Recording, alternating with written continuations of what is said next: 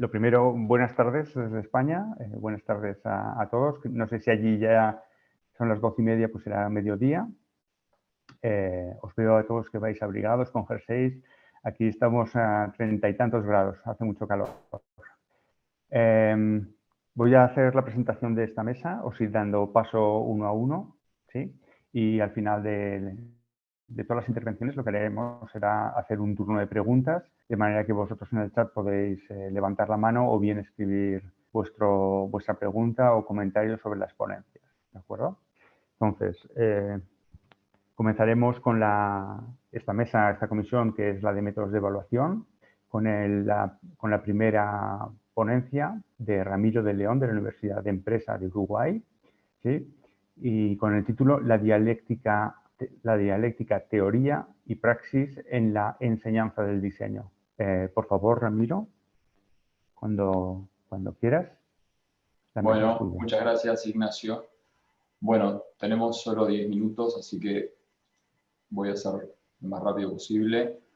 Antes que nada me presento, yo soy coordinador general de la Facultad de Diseño de la Universidad de la Empresa en Uruguay y voy a contarles un poco sobre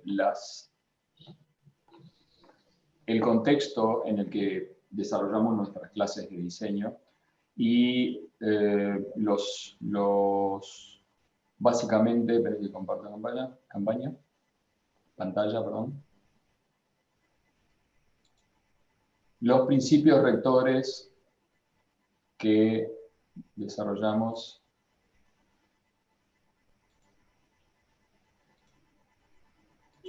ahí voy. ¿Se ve ahí? Sí, adelante, se ve. Ok. Voy a iniciar presentación.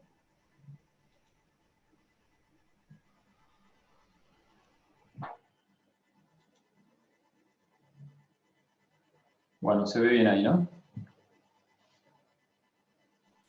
Sí, se ve perfectamente, gracias. Bien, entonces, un poco contarles, mi intención acá es un poco ver el proceso de desarrollo que tenemos en la Facultad de Diseño. Esto se aplica a las diferentes orientaciones, ¿sí? que dictamos en la facultad. Entonces, tengo solo 2 minutos para cada parte. Bueno, lo separamos, si quieren, en 4 etapas, en 5 etapas. Serían enseñar a pensar lo nuevo, la reflexión, la praxis, lo proyectual como síntesis y la evaluación. Entonces, aquí vamos a plantear algunas diferencias entre lo que normalmente se concibe como la enseñanza del diseño un poco tradicional. Entonces, con enseñar a pensar lo nuevo, nos interesa marcar lo que dice Sánchez Vázquez, por ejemplo: el hombre es el ser que tiene que estar inventando o creando constantemente nuevas soluciones. Una vez encontrada una solución, no le basta repetir o imitar lo resuelto. En primer lugar, porque él mismo crea nuevas necesidades que invalidan las soluciones alcanzadas, y en segundo, porque la vida misma, con sus nuevas exigencias, se encarga de invalidarlas. Por eso ponemos acá el diseñador como creador de necesidades o deseos. Esa es una postura que difiere un poco de la tradicional del diseñador como solucionador de problemas, que entendemos es un lugar bastante acotado de lo que hoy debería ser un diseñador. Un diseñador, después vamos a ver un poco más adelante, la idea es que genere problemas y no solo los solucione. Entonces, por esto de enseñar a pensar lo nuevo, es enseñar a ver situaciones en las que el diseñador puede interactuar con la sociedad, pero no solamente para detectar problemas y solucionarlos, sino para detectar cuestiones que le puedan resultar de interés a él o a sus posibles clientes, pero generando valor, que es el principal o uno de los principales objetivos del diseñador. Entonces, luego, cuando tenemos claro de que hemos enseñado a pensar lo nuevo, esto es cuestionando lo que ya se conoce, pasamos a la etapa de la reflexión. Esto, Fenstermacher y Soltis nos dicen, es ayudar a cada uno de tus alumnos a descubrir hasta qué punto su vida está construida por influencias como las normas, las tradiciones, las reglas y los valores del grupo dominante en la sociedad. Quiere decir, para enseñar a pensar lo nuevo, nosotros tenemos que permitir a los estudiantes que reflexionen, más allá de lo que ellos creen o ya saben sobre cómo es la sociedad y cómo se transmiten sus conocimientos y cómo interactúan desde sus conocimientos, bueno, interactuar desde los conocimientos y las percepciones de otras personas. Entonces, desde esa reflexión empezamos a ayudar a pensar lo nuevo, ¿sí? Entonces, ahí logramos lo que Fenstermacher y Soltis llaman el enfoque emancipador. De esa manera nos emancipamos, si quieren, metodológicamente o teóricamente de lo que ya veníamos pensando antes. Quiere decir, podemos empezar a crear desde nuestra teoría, lo que acabamos de aprender como teoría, ¿sí? Podemos ya pasar a la etapa de la praxis, ¿no? Entonces, una vez que estamos con esa idea de crear lo nuevo, la reflexión para concebir distintas opciones, distintos mundos, si quieren, y distintos sentidos, entonces ahí podemos pasar a la praxis. Hay discusiones que subsisten, hasta dónde llega el diseñador, si el diseñador tiene que ser solo un esteta, si tiene que ser solamente alguien que piensa y despliega una serie de opciones para determinadas situaciones, o tiene que intervenir en el proceso de realización o de praxis.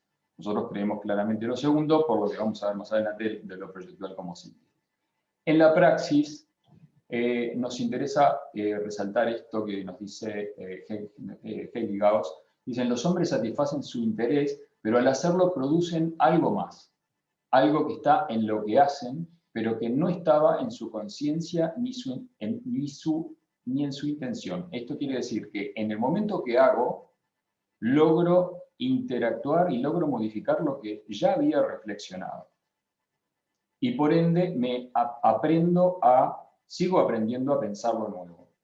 Entonces, en esa praxis podemos, como docentes, guiar en la apreciación del estético funcional y generar esa posibilidad de un potencial quiebre con la idea inicial. Esto es, lo que venía pensando y creía que era lo mejor, o que era una buena idea, cuando la pongo en práctica, puedo verificar que esa era una buena idea, pero puedo darme cuenta también que encontré mejores ideas, o que encontré mejores opciones, que no las había planteado desde un principio. Entonces, una vez hecho esto, pasamos a esa etapa donde conjugamos, ¿sí? Conjugamos un montón de saberes que hemos ido aprendiendo en este proceso, ¿sí? De una postura de predisponernos hacia lo nuevo, reflexionar sobre el tema, practicar las ideas que tenemos, poner en práctica me refiero, y ahí empezamos a conjugar ideales, prácticas, singularidades, incertidumbres, materiales, significados, ritmos, ideologías, aspiraciones y tecnologías que siempre deben ser cambiantes. Esto es que lo que nosotros predicamos es que no pueden haber recetas sobre el diseño. Las recetas se ponen viejas igual que los productos. Entonces, nuestra tarea como docentes es transmitir esa necesidad de lo nuevo, constantemente nuevo, ¿sí? Porque de allí parte la base del agregado de valor que puede aportar el diseñador. Entonces, Bonsiepe y junto con Tomás Maldonado coinciden en que el diseño tiene un sentido provocador, contiene una vocación de cambio social que denominarán la función irritante del diseño. Bueno, eso es lo que nosotros como docentes tenemos que lograr, ¿sí? Que el diseñador capture, ¿sí? Y se impregne de esa función irritante del diseño, que es lo que estamos viendo al día de hoy, como lo disruptivo como una representación de la era de la complejidad. Bueno, y para terminar, vamos a la etapa de evaluación. ¿Cómo hacemos para evaluar todo esto? Entonces nosotros desarrollamos algunos ítems de evaluación que en su gran mayoría son subjetivos, y insisto con esto de subjetivos, porque es imprescindible la subjetividad, es inevitable la subjetividad en este tema. No sé, me dicen si estoy con poco tiempo. Un minuto. Bueno, voy. Los elementos que tenemos que evaluar en cada proceso es su aspecto estético, la coherencia, ¿sí? Es clave la coherencia con lo que empecé como intención, la idea que tenía, y la coherencia con el resultado que tuve, la innovación, qué tan innovador es el producto que estoy logrando, la aplicación de conocimientos previos, o sea, el alumno está aplicando lo que ya sabía o no lo está aplicando. ¿Tiene autocrítica o le parece que lo que hizo es fantástico? ¿Tiene actitud emprendedora? O sea, cuando se enfrenta a un problema, ¿es emprendedor es proactivo respecto a la solución? ¿Tiene receptividad al respecto de lo que el docente le devuelve? ¿Es capaz de incorporar eso? Y como última opción o como último ítem es la avidez, ¿no? Esa gran intención que se ve en el estudiante de aprender más o más allá de lo que el docente le viene enseñando hasta el momento. Bueno, más o menos por acá resumo y agradezco la oportunidad a la Universidad de Palermo que nos dio para mostrar este punto de vista sobre el diseño. Muchas gracias. Muchas gracias, Ramiro. Muchas gracias por la presentación, por ceñirte al tiempo. Vamos a pasar a la siguiente ponencia, ¿de acuerdo?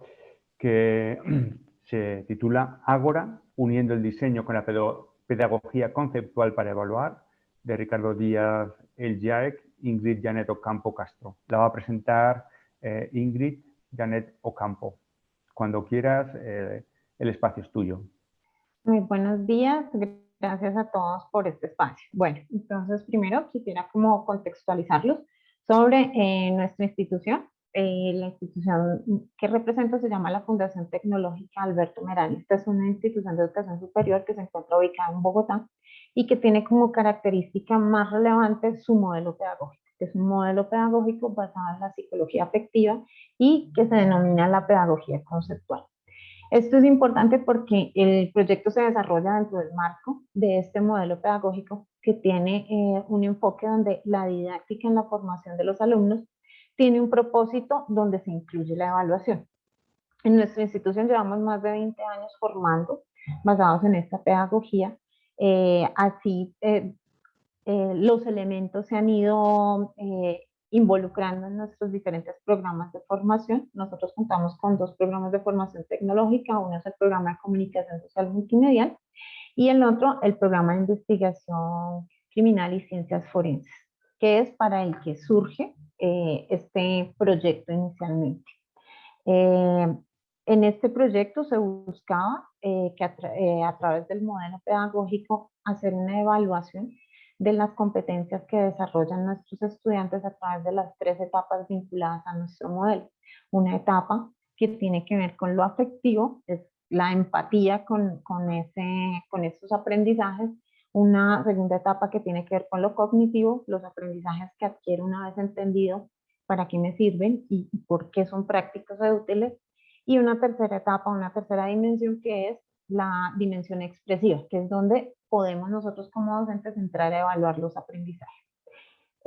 Pero digamos que en este proceso que surge desde la inquietud pedagógica, de cómo se pueden evaluar estas competencias para este programa, nos damos cuenta que se hace importante entrar a mirar cómo hacer para que este ambiente de evaluación sea de una manera más dinámica, donde efectivamente se acerque más a lo que podría ser la realidad donde el estudiante va a desempeñar esas competencias. Entonces es aquí donde entra el equipo disciplinar de la comunicación y el diseño gráfico a aportar digamos también desde el mismo modelo, a ese conocer, empatizar con la problemática, van a reconocer qué es lo que se debe evaluar, cómo se debe evaluar para generar una propuesta. La propuesta a la que finalmente nos acercamos es a la de generar un simulador que se basa en una casuística que nos permite evaluar las competencias que han adquirido nuestros estudiantes de este programa de criminalística a través de diferentes escenarios y casos que le permiten no solo interactuar, sino también reconocer y observar como si estuviera en el lugar de los hechos, en el sitio, las circunstancias para poder poner en práctica sus competencias.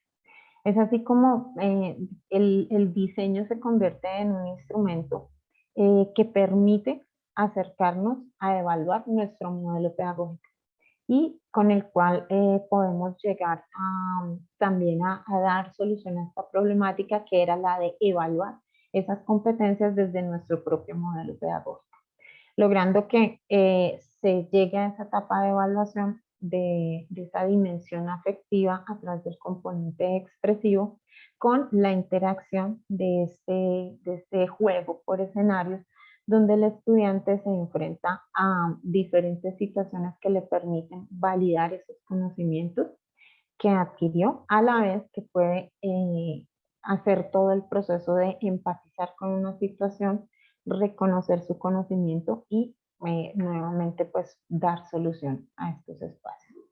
Para lograr este proceso pues se inicia con el conocimiento pues de nuestro modelo, el conocimiento profundo del modelo por parte de nuestros docentes diseñadores, y de ahí se parte a reconocer cuál es ese espacio que puede permitir que el estudiante se le evalúen competencias de una manera que se acerque más a la realidad donde va a ejercer su práctica. Es así como nuestros diseñadores, nuestros docentes diseñadores empiezan a trabajar a través de diferentes procesos que se plantean durante la formulación de la evaluación de las competencias, como son qué tipo de aprendizaje se van a evaluar, de qué manera, cuáles son esas preguntas, para entrar a definir cuáles son las mejores herramientas didácticas para poder evaluar. Finalmente se trabaja a través de una herramienta que se llama Thinkline, donde se montan un guión a través del cual el estudiante va a recorrer diferentes situaciones que van a plantear inquietudes, van a plantear procesos de observación, donde van a solucionar unos casos basándose en quizzes y en videos, pero de una manera casi que real, como si fueran las preguntas a las que ellos mismos deberían enfrentarse para entrar a solucionar estos espacios. Entonces, así está. La idea es que esta herramienta nos permite evaluar esas competencias generales de nuestros estudiantes, en este caso para un programa específico en investigación criminal, pero que se pueda, en esta etapa que va el proyecto adelantado, este proyecto inició en el 2019, ya vamos en la etapa de todo el proceso de prototipado y vamos a entrar a las pruebas ya de evaluación, para entrar a evaluar no la parte de diseño, sino la parte de efectividad en la evaluación de las competencias, y además que se pueda replicar este modelo de evaluación de nuestras competencias y aprendizajes a través de otros programas, que se pueda replicar, reconociendo siempre cuál es la problemática asociada a nuestro modelo de aprendizaje, y es que podamos reconocer que nuestro estudiante aprendió y apropió los conocimientos.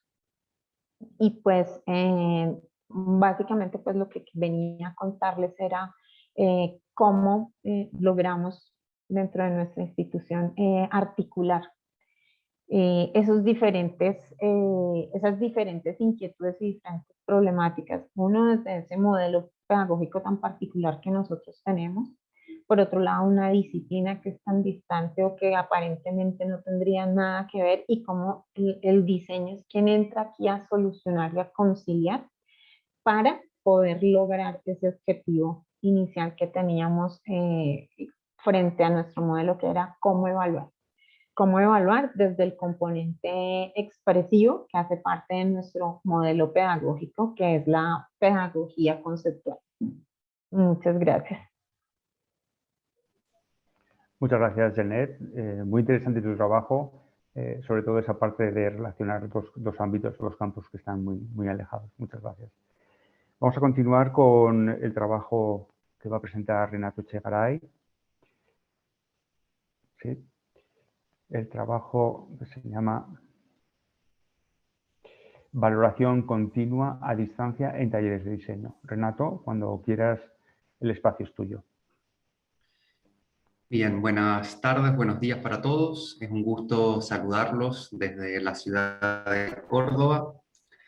Y la presentación que voy a compartir con ustedes tiene que ver con cómo evaluamos de manera continua en talleres de diseño que por efectos de la pandemia están dictados a la distancia. Todos entendemos por la valoración continua como un modo de evaluar que supone una superación respecto a las evaluaciones tradicionales, porque en lugar de tener una instancia evaluativa como tal, el alumno puede recibir una retroalimentación de manera continua, clase a clase. A la vez, tenemos la situación de las aulas taller, donde el aprendizaje es empírico y el momento más importante es del alumno produciendo dentro del aula.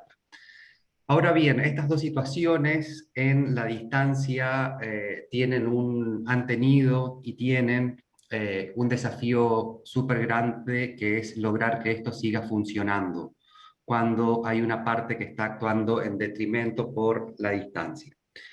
Cuando empezó esta situación, yo me hice un gran cuestionamiento, que era cómo lograr que lo que funcionaba bien en el aula presencial siga haciéndolo en este nuevo escenario virtual. Entonces, luego de un año de estar trabajando de esta manera, cuento con algunos pequeños métodos o algunas pequeñas herramientas metodológicas, que son 5, que son las que voy a presentar, de una manera, haciendo una analogía entre el uso en el aula física y en el aula a distancia. La primera de ellas es la manera en la que se usa el espacio para el intercambio.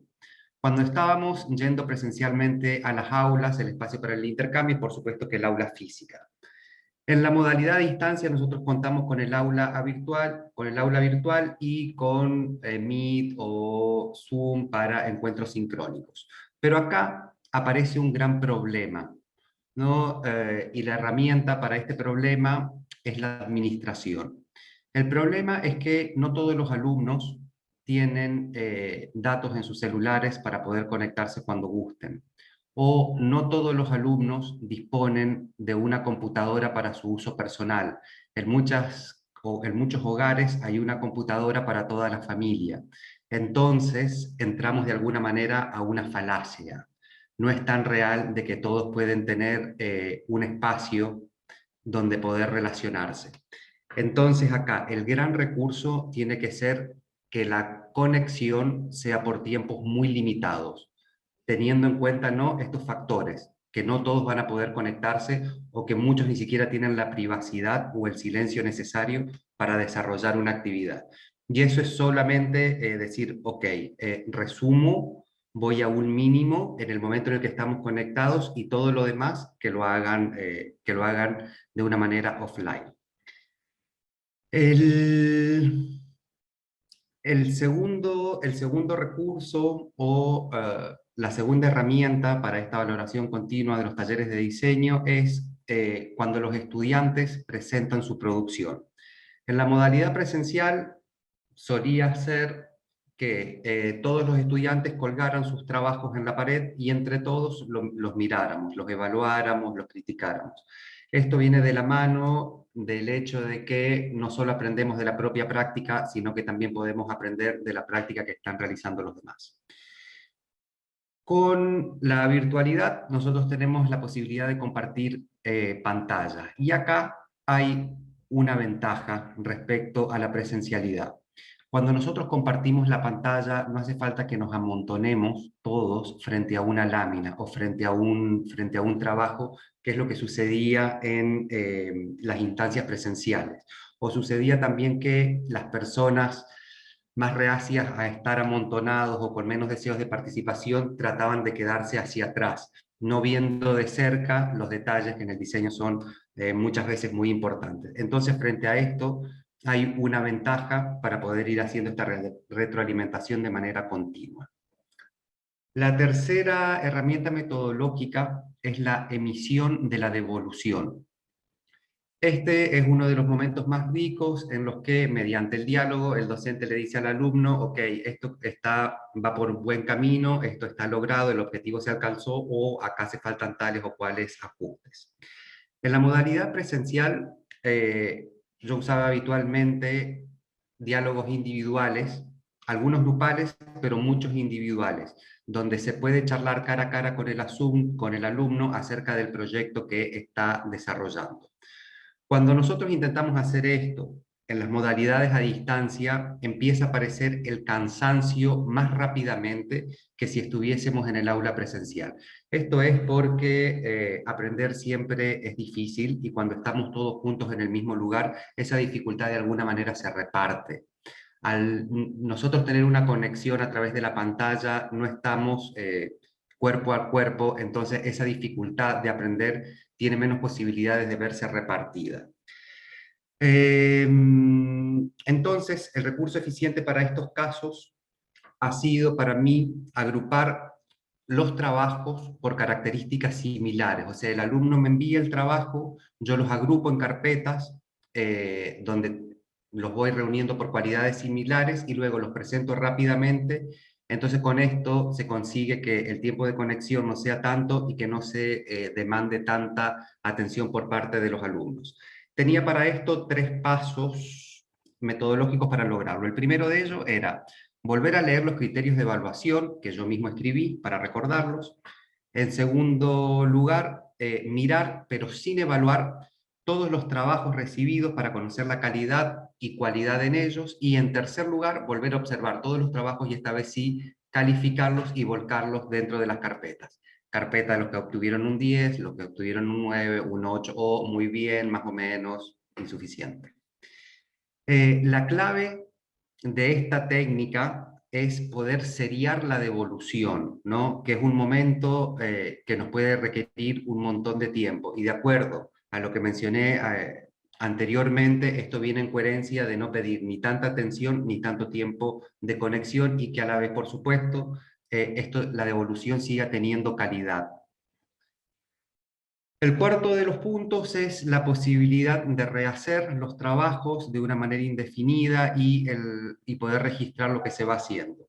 Esto está como fuertemente teñido de mi ideología personal. Yo no veo muy bien que el alumno tenga una evaluación y a partir de esa evaluación apruebe, desapruebe y luego tenga un recuperatorio.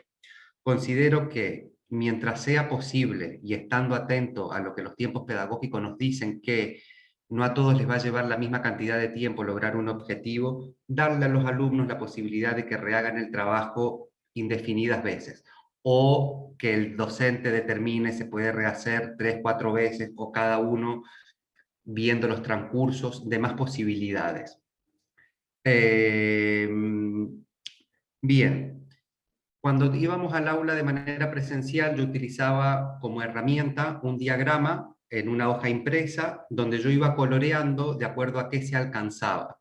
Y si la semana siguiente el alumno alcanzaba más objetivos, le coloreaba más casilleros como trabajo logrado.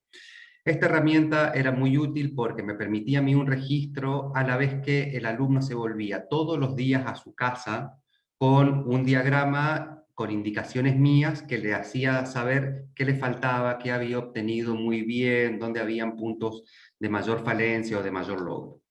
Entonces, reemplacé esto por una herramienta digital que es simplemente un cuadro de doble entrada, por un lado el nombre de los estudiantes y por el otro lado el detalle de cada una de las actividades, que pueden ser 5, 10, 20, de acuerdo al trabajo en cuestión, que le iba indicando qué tanto se había logrado.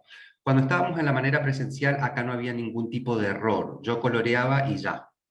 Acá, donde estamos trabajando con datos digitales, podemos cargar mal un dato un montón de veces. Entonces, a los fines de disminuir estos errores, hacía un envío diario a los alumnos con esta planilla que yo iba llenando. El último de ellos es el enfoque para la acción, el enfoque con el cual nosotros trabajamos en los talleres de diseño.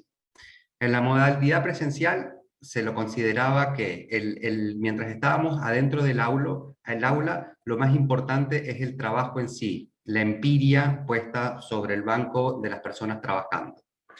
Cuando estamos en la modalidad virtual, esto es un punto que realmente se sacrifica, y por más esfuerzo que nosotros hagamos, tenemos que comprender sí o sí que estamos perdiendo algo.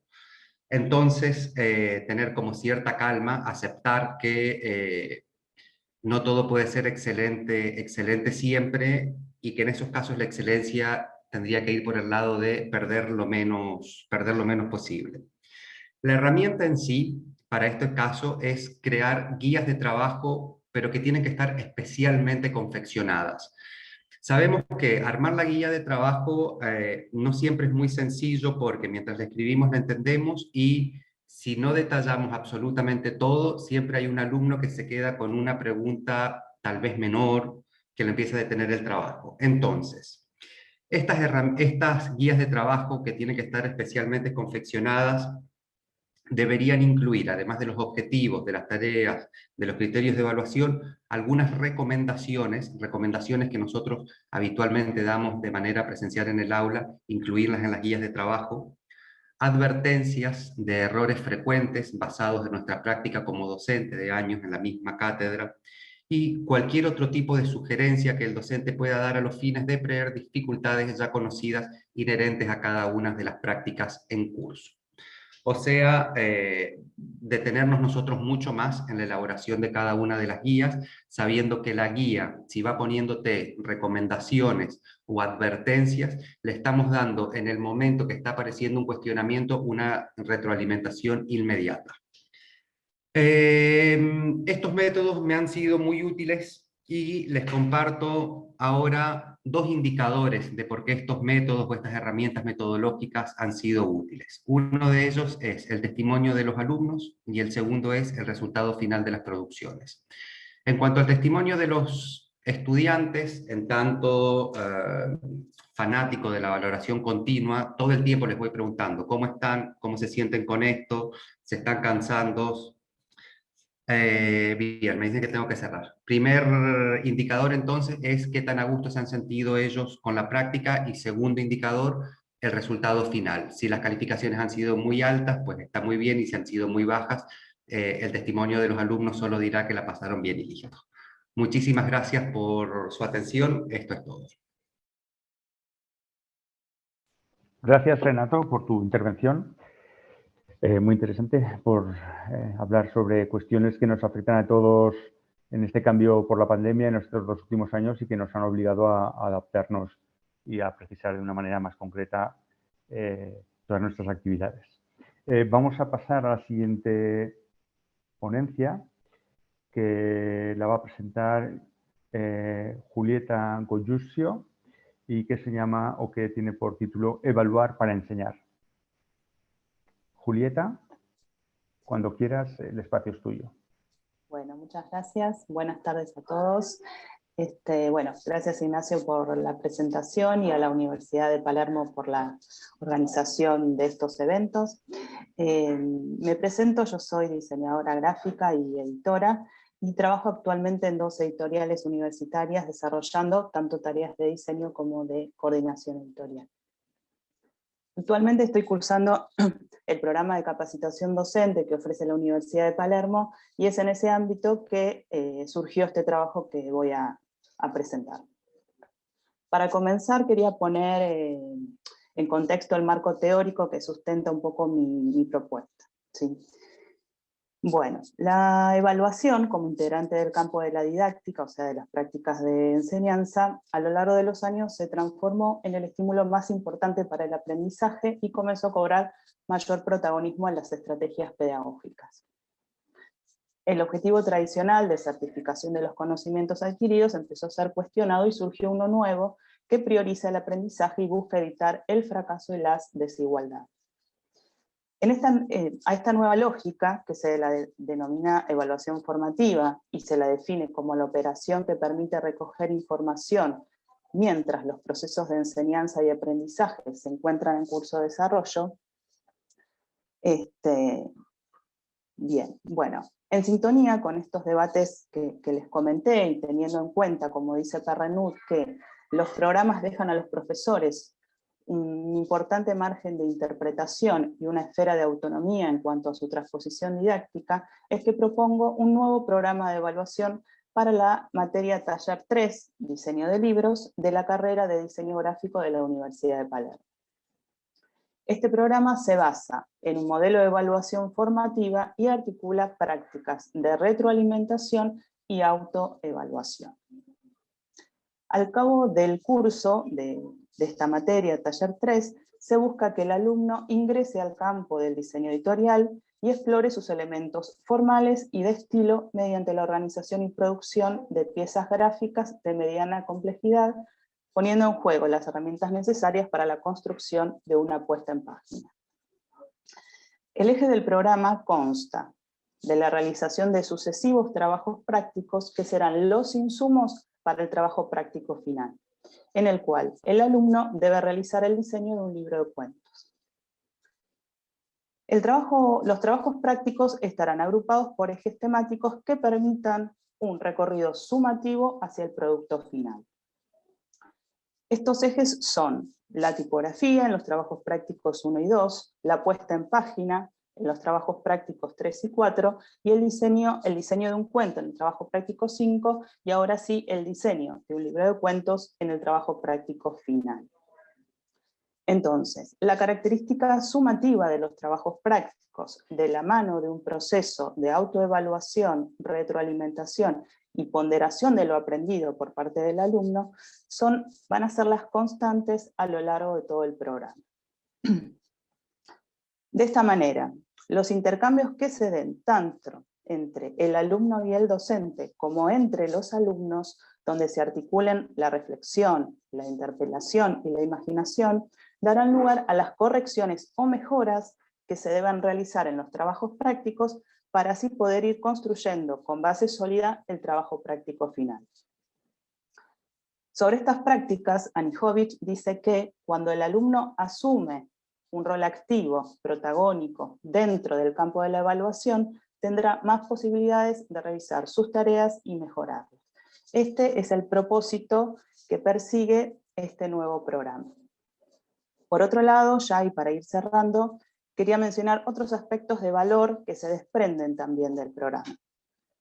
El primero es que se puede entablar un paralelismo con el entorno laboral y el desarrollo disciplinar. ¿Sí? Este recorrido sumativo, reflexivo y de intercambio se emparenta con un desarrollo profesional real, donde el proceso de diseño se realiza por etapas y siempre en un continuo ida y vuelta con otros actores, en este caso de la cadena editorial, como pueden ser el autor, el editor y el corrector, entre otros.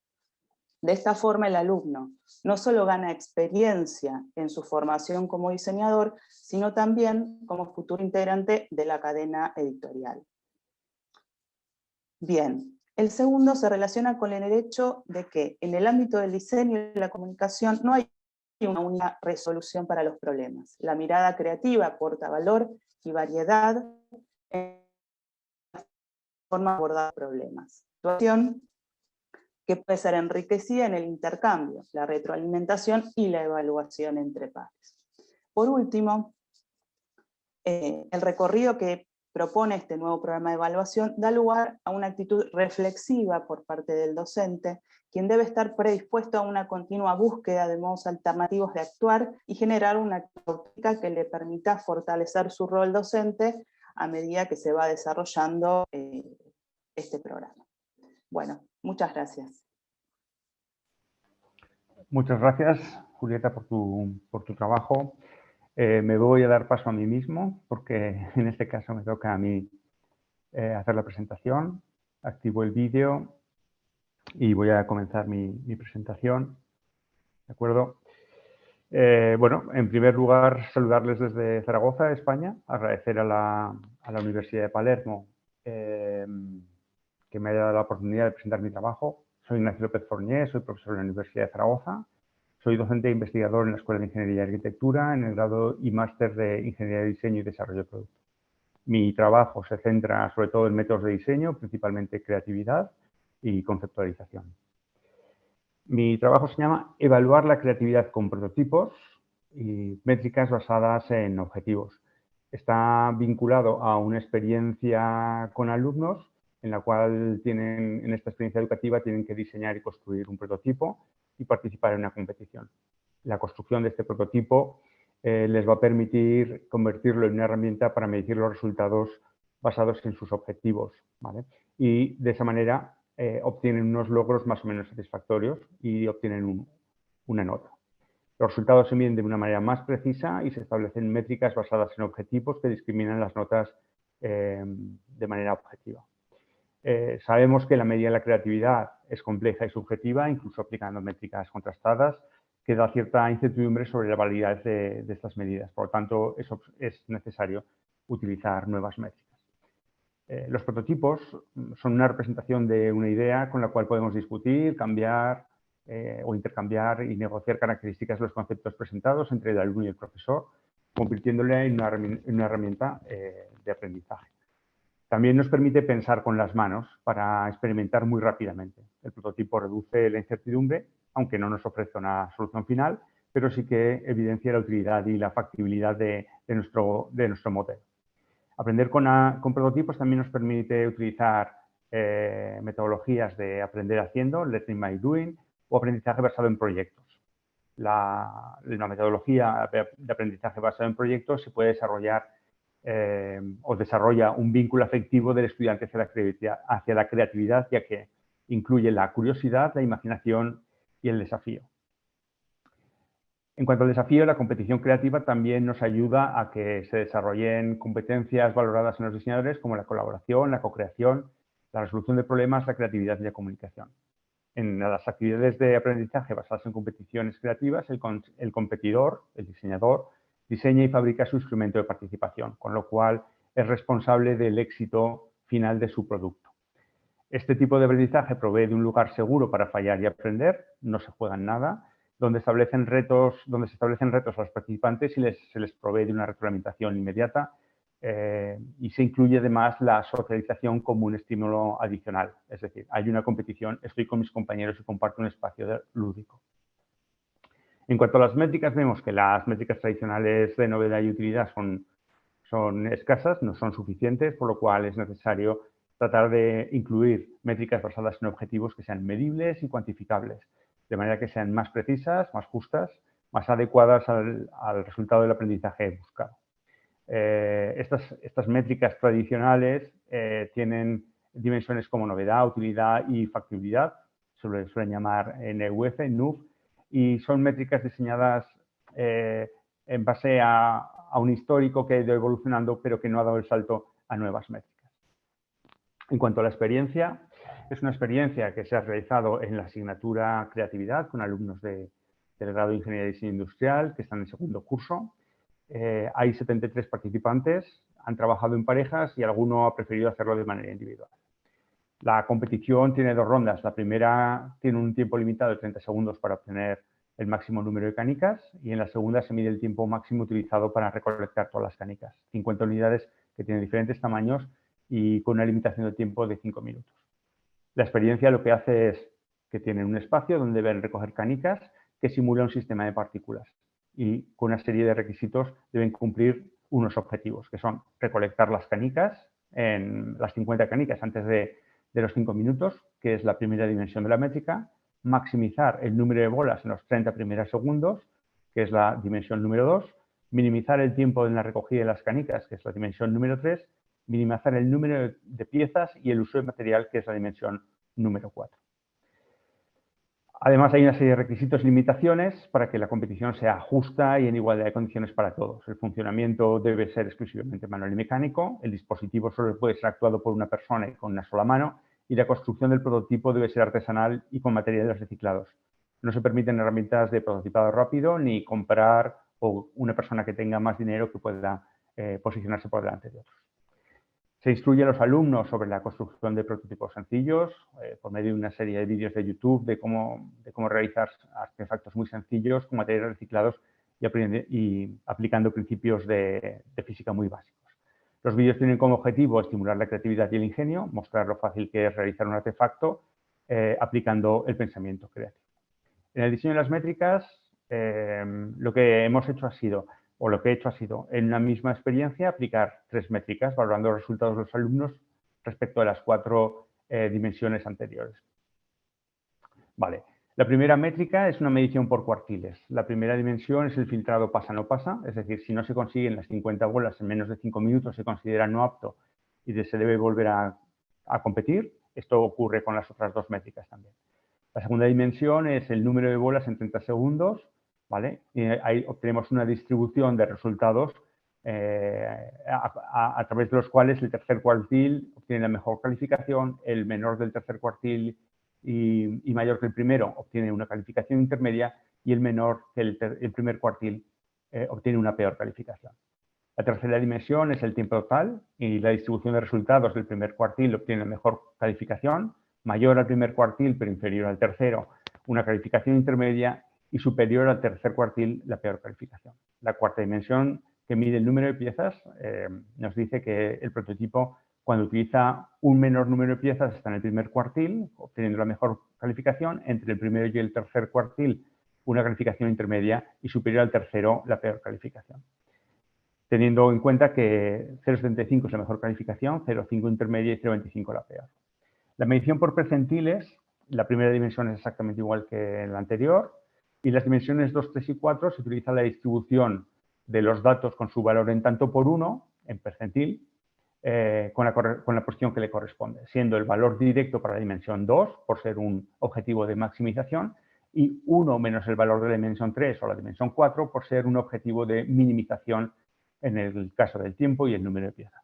Para la medición por medio de una escala Likert análoga a las métricas tradicionales, lo que hacemos es utilizar valoraciones de cuartiles, asignando 0, 1, 2 o 3 para cada cuartil, con una suma total de 10 puntos y teniendo en cuenta que la primera dimensión solamente puede valorar 0, 1, al igual que las otras 2 métricas.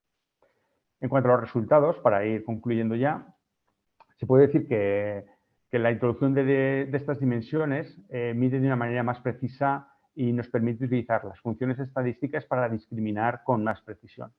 La tabla con los resultados de cada participante nos da esa distribución de percentiles y cuartiles, de manera que las notas se basan, o los resultados de los alumnos se basan en esa distribución de notas. Para superar el ejercicio creativo es necesario cumplir la primera dimensión, que es de filtrado, es decir, coger las bolas en menos de 5 minutos. Y en este caso he comprobado que tan solo 3 casos no lo han conseguido, 3 de 37, con un fracaso inferior al 4%. Por tanto, el ejercicio se supone que es asequible por todos los alumnos. En base a los resultados numéricos, vemos que la precisión de las mediciones discrimina bien cada uno de los objetivos a cumplir, tanto en percentiles como en cuartiles, y que la valoración con percentiles tiene un rango más amplio y una mayor precisión que los cuartiles. Analizando algunos datos, vemos 3 casos que tienen 9 puntos sobre 10 en la escala Likert. En percentiles tiene entre 7,8 y 8,8 y 6,7 en los cuartiles para los 3. A igualdad de 9 puntos sobre un máximo de 10, están muy próximos en percentiles, que casi alguno alcanza los 9 puntos. Los cuartiles coinciden, aunque estos se quedan muy por debajo de la nota que tiene 6,7 respecto a 9. Entonces, podemos decir que la escala Likert por objetivos es válida aunque imprecisa y que beneficia al alumno, ya que alcanza fácilmente la nota misma. Que la escala de percentiles es la más justa y precisa al discriminar mejor las notas y que la escala de cuartiles no es ni precisa ni justa. En cuanto al desarrollo, vemos que algunos estudiantes han ido por una idea, la han puesto en práctica y si su idea intuitiva funciona, no han hecho más esfuerzos. Vemos que hay una gran diferencia entre aquellos que han hecho un solo prototipo o varios prototipos que han ido optimizándolos y mejorando sus tiempos, y que los participantes que toman decisiones de una manera rápida y fallan tienen más opciones de aprender de sus errores y de estimular su creatividad. Los que han probado varias soluciones conceptuales pueden comparar el rendimiento y decidir en base a los resultados y no a su intuición. Y como conclusiones, quiero decirles que el aprendizaje por medio de prototipos permite al estudiante y al profesor dialogar sobre el diseño, reforzando el aprendizaje y permitiendo introducir mejoras y corrigiendo los errores encontrados en las distintas pruebas, que la competición incluye el factor estrés por la necesidad de obtener una marca propia y también el factor lúdico, ya que se ve camuflado en el aprendizaje a través de la competición. Que las métricas basadas en novedad, utilidad y factibilidad son necesarias como una condición inicial para superar el estado del arte, pero para evaluar la creatividad de una manera justa y objetiva es necesario utilizar métricas basadas en objetivos medibles y cuantificables. Les agradezco su atención y si tienen preguntas o comentarios sobre mi trabajo estaré dispuesto a comentarlos al final de las ponencias. Muchas gracias.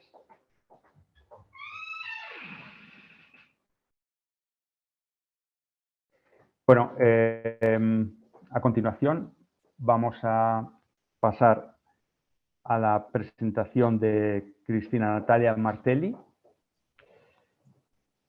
cuya ponencia es Enseñamos para evaluar.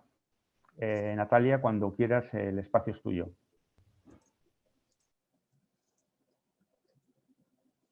Bueno, muchas gracias Ignacio, muchas gracias a la Universidad de Palermo por haber aceptado la ponencia y paso a presentarme. Ejerzo en la Universidad de la Cuenca del Plata, soy profesora de carreras a distancia y estoy trabajando dentro del profesorado universitario de esta universidad, donde llevo adelante junto a otros docentes materias que tienen que ver precisamente con la didáctica y con la práctica. Siguiendo con el ritmo de las ponencias, en este momento les voy a hablar acerca de una parcela, una parte del trabajo de tesis de mi maestría en educación, que tiene como tema central justamente la evaluación.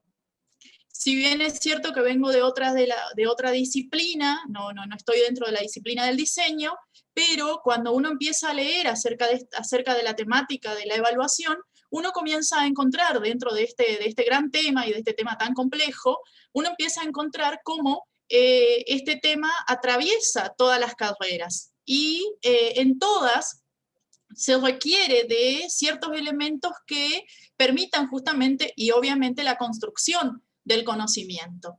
Por eso ustedes verán en las citas, ¿sí? Vemos en las diapositivas una cita de Carretero que nos representa justamente esta idea que tenemos de conocimiento y que debemos tener como docentes también al enseñar en una carrera, en cualquier carrera, obviamente, esta idea de la construcción de los conocimientos en torno al ser humano. Por otro lado, también hay que considerar que las prácticas evaluativas muchas veces tienen ciertas dimensiones totalmente complejas, pero debemos tener en claro de que la evaluación va a ser una herramienta constante, continua, como bien venían diciendo los disertantes anteriores. ¿Qué nos va a permitir evaluar? Nos va a permitir tener un bagaje de información que va a ser útil para la autoevaluación, tanto del docente como del estudiante. Nos va a permitir también revisar esa práctica docente a través de esa autoevaluación, generar cambios, generar transformaciones. Y por otro lado, nos va a permitir poder, no sé si medir, pero sí considerar el aprendizaje significativo a la hora de plasmar algún tipo de instrumento evaluativo. El diseñador, ¿sí? Lo que hace es comunicar a través de imágenes, ¿no? Aquello que quiere transmitir. Entonces, Por ese motivo es que cuando se enseña en una carrera de este tipo, es necesario poner en acción y poner en juego algunos elementos como la cuestión de lo auténtico, la cuestión artística, la cuestión técnica, la cuestión profesional también de ese evaluador, de ese estudiante, perdón. ¿Por qué? Porque buscamos justamente que ese alumno tenga un perfil que sea notorio, que sea creativo, que todos los recursos que utilizamos como docentes de diversas carreras deben apuntar justamente a ese perfil y trabajar con ese perfil de esa carrera. Por eso, avanzando, debemos tener en cuenta que la evaluación no es solamente ese instrumento que nos va a generar algún tipo de información, sino que requiere de ciertos elementos, ¿no? Por eso hablábamos hoy, de acuerdo a algunas de las ponencias anteriores, han transitado algunos tipos de evaluación. Por otro lado, también hay que tener en cuenta de que esa evaluación en el aula tiene mucho que ver con la forma en que nosotros enseñamos. Por eso la titulación, ¿no?, de esta ponencia. Muchas veces nosotros alejamos la forma de enseñar con la forma de evaluar, y es ahí donde no alcanzamos ese aprendizaje significativo o ese profesional auténtico que buscan los diseños curriculares también, o pensando más a futuro, las empresas que los van a contratar. Por eso es necesario tener en cuenta una adecuación, ¿no?, de los contenidos. Recién una de las expositoras anteriores planteaba esto, de adaptar los contenidos, y no solo adaptarlos a los tiempos que corren con esta cuestión de pandemia o a la forma en que vamos a enseñar, sino también adaptarlos a la forma en que vamos a evaluar. La evaluación no es un misterio, no debe generar incertidumbre, entonces por eso es que se debe evaluar constantemente para que estos conceptos que vienen ya de épocas anteriores sean dejados de lado, y poder empezar a pensar en que la evaluación forma parte de ese proceso de enseñanza y de aprendizaje, teniendo en cuenta esto que por ahí nos dice Freire, ¿no?, con estas citas que vamos estableciendo, que nos permitan justamente desarrollarnos en la cotidianidad, no solo en la vida profesional, sino ante cualquier otro emergente que surja en nuestra vida. Por eso, cada docente debe plantearse esto, ¿no?, de que si uno enseña para evaluar, entonces ahí entra en juego cuestiones como ser la concepción que el docente tiene, la formación que el docente tiene, y a partir de eso también podemos empezar a hacer esa retroalimentación personal, como para poder empezar a trabajar con diversas estrategias y técnicas orientadas a ese aprendizaje significativo. El alumno aprende para ser evaluado, y bueno, esas son cuestiones que también las dejo como preguntas, como grandes interrogantes, que tenemos que ir considerando en el momento en que nosotros redactamos esa evaluación. Para eso podemos considerar los componentes que tiene que tener una evaluación, los objetivos, dejar en claro los objetivos, los contenidos que vamos a evaluar. Como decía recién, la evaluación no debe ser un momento de temor, un momento de incertidumbre hacia el alumno y hacia el docente por los resultados, ¿no?, sino que es un proceso más dentro de cualquier formación. Los recursos que se van a usar deben ser los mismos, deben ser similares a aquellos que vamos usando en las clases cotidianas. El tiempo debe ser establecido de antemano, ¿no?, y ese tipo de evaluación que vamos a ir utilizando. Por otro lado, una evaluación debe tener algunos elementos básicos. Ustedes por ahí dirán, bueno, estas son cuestiones obvias. Lamentablemente hay evaluaciones que no tienen carátula, que no tienen criterios, que no tienen el puntaje o la apreciación o la rúbrica que uno va a considerar como docente, ¿no? Y a veces cometemos el error de no hacer una devolución, que es el aspecto principal a la hora de evaluar. Acá vemos también algunos ejemplos de los criterios de evaluación que deberían ser utilizados a la hora de plasmar justamente una evaluación.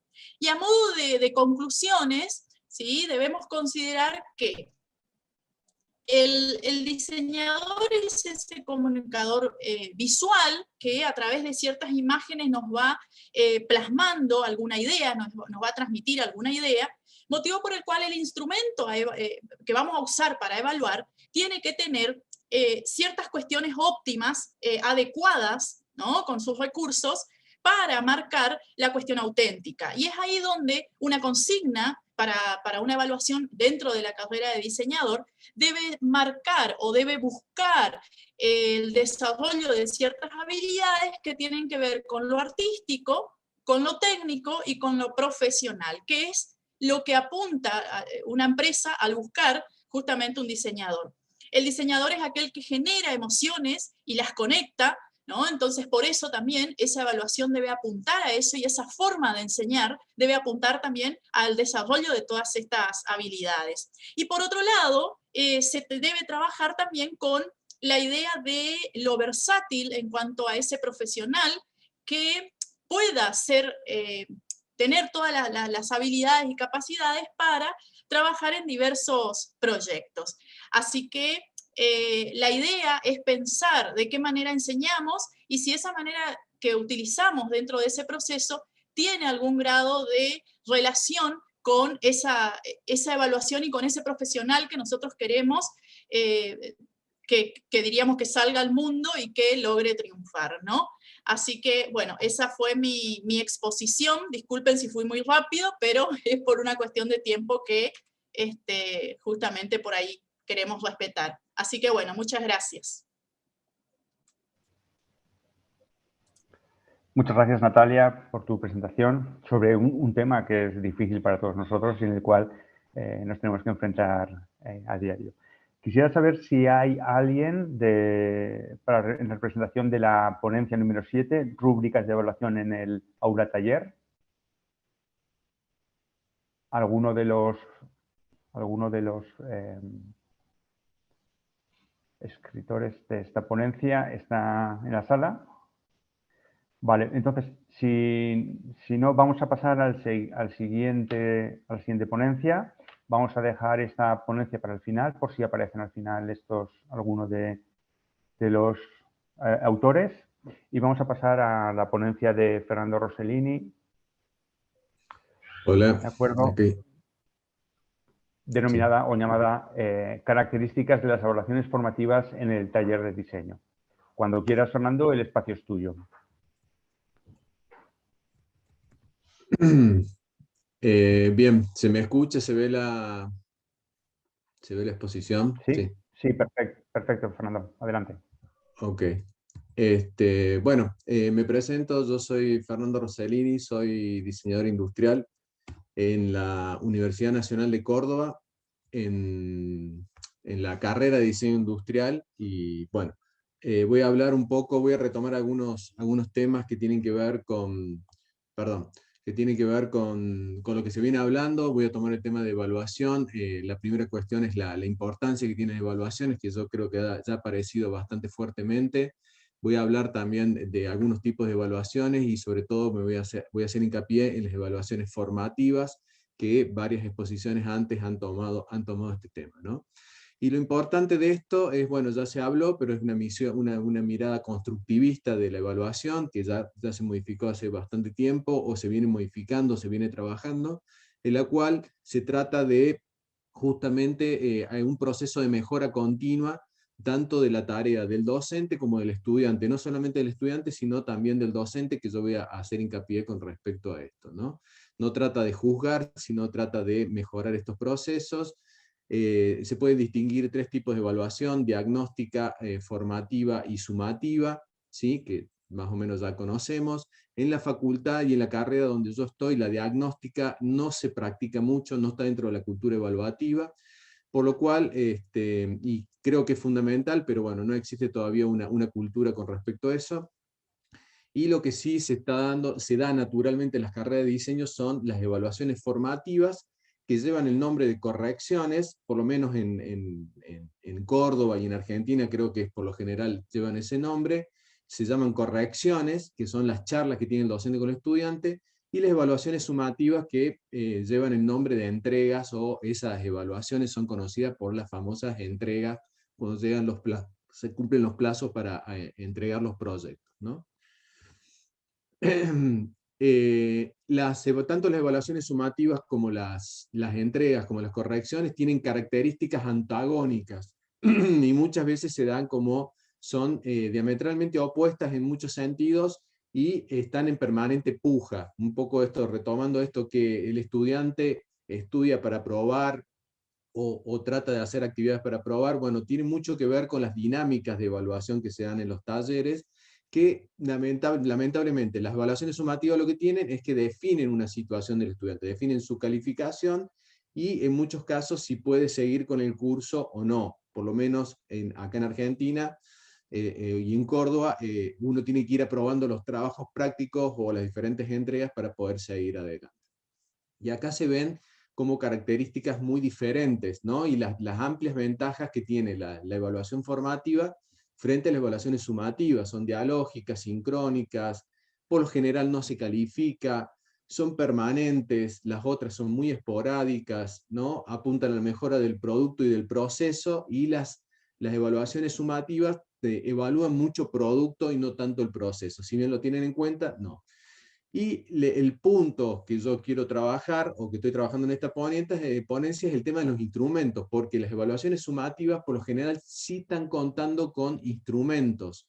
Incluso, bueno, la ponencia que no se ha dado todavía, habla de rúbricas, que es una herramienta de evaluaciones sumativas, también sirven para el proceso, pero que son muy útiles, que nosotros venimos aplicando. Entonces, en definitiva, las evaluaciones formativas, las correcciones, como su talón de Aquiles, podríamos decir, o su debilidad, es el tema de que no utilicen instrumentos. Son evaluaciones informales, ¿no? Entonces, ahí tenemos como esa característica fuerte. En las evaluaciones formativas, en los talleres de diseño, estoy hablando de talleres de proyectos, donde hay proyectos, sí, básicamente hay proyectos, digamos que hay una simulación de la práctica profesional mediante una actividad en el taller, y lo que articula el taller por lo general, o la actividad que tiene mayor fuerza dentro de los talleres, son las correcciones. Este diálogo estudiante-docente, y también entre estudiantes, digamos, podemos decir, de todos los actores que están dentro del aula. Y también aparece que fuertemente el material, porque se trabaja sobre el material que el estudiante ha elaborado. Lo que no aparece es un material, un instrumento del docente que sirva para poder asentar todas esas observaciones que se van dando. Las dinámicas dentro del taller, creo que las conocemos todos, son bastante complejas, y muchas veces en esos diálogos hay un intercambio de muchísimas variables, de muchísimos matices y de factores y elementos que se van tocando, desde los más formales a los más de fondo, pero que no quedan asentados.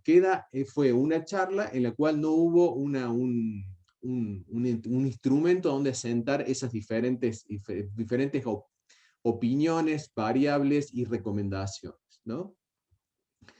Entonces, también tomando a Perkins y a Anijovic, que trabajan con esto del tema de las evaluaciones formativas, bueno, trabajan con muchísimos temas, pero el tema de las evaluaciones formativas, y sobre todo la retroalimentación formativa en el caso de Anijovic, o retroalimentación comunicativa en el caso de Perkins, establecen que es muy importante el tema incluso de cómo, cuando uno interactúa como docente frente a un estudiante, cómo tiene que ser esa secuencia de devolución. No es simplemente una crítica, ¿sí?, de puntos negativos, sino Perkins habla de valorar, compartir inquietudes, formular preguntas y ofrecer sugerencias.